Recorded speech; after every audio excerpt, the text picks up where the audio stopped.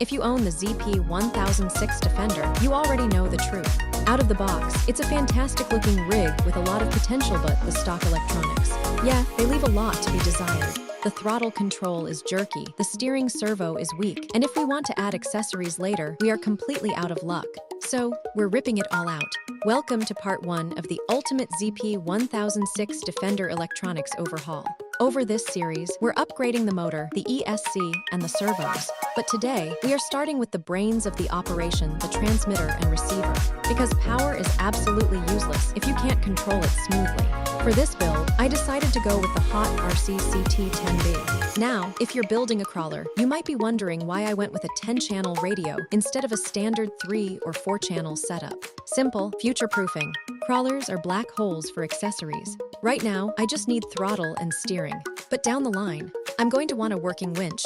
I'm going to want a light bar, rock lights, turn signals, maybe even a 2-speed transmission or dig unit. With 10 channels, this budget-friendly radio gives us all the switches and dials we could ever possibly need without dropping hundreds of dollars on a flagship name-brand radio.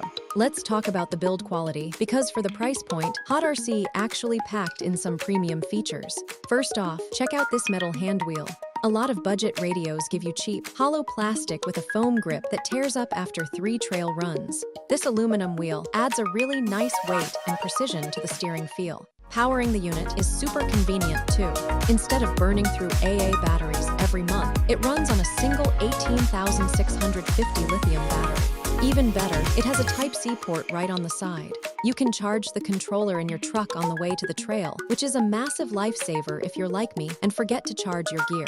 It also features a really crisp 2.4-inch color screen. Setting up end points and dual rates for our steering servo is going to be incredibly easy with this visual interface. But here is the real reason I chose this specific radio for a scale crawler build: cruise control and one-handed operation.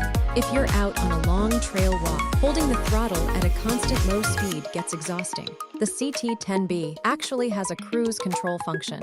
You just lock in your walking pace, and the rig maintains it. And because of the way the wheel is positioned, you can easily drive this one-handed. That means you can hold your radio in one hand and your camera or your phone in the other to get those perfect scale trail shots. Now, let's look at the receiver. This is the F10A. It is incredibly small for a 10-channel receiver, which is perfect because space inside the ZP1006 chassis is pretty tight.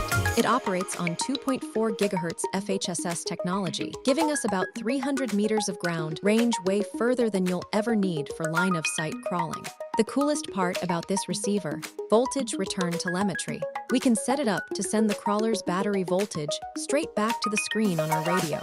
If you've ever accidentally puffed a LiPo battery because you drove it too long without a low voltage alarm, you know exactly how valuable that feature is. So that's the control system sorted. We have 10 channels, precision metal steering, and battery telemetry all ready to go. In the next video, we are getting to the fun part. We're ripping out the stock motor and ESC and dropping in our upgraded power system to give this Defender the slow crawl torque it actually deserves. If you want to see how this build turns out, make sure you hit that subscribe button. Drop a comment below if you've ever used a HotRC radio, and I'll catch you guys in part 2.